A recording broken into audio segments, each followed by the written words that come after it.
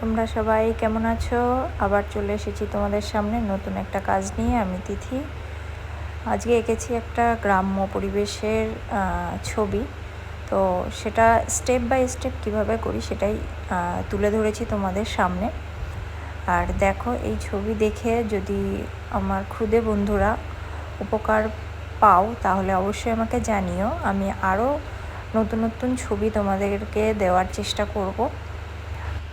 তোমরা ছবি এঁকে আমাকে পাঠাতে পারো।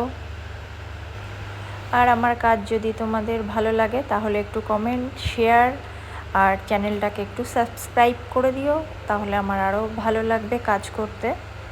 যাই হোক, আজকের মতন কাজটা দেখো কেমন লাগছে সেটা অবশ্যই জানিও।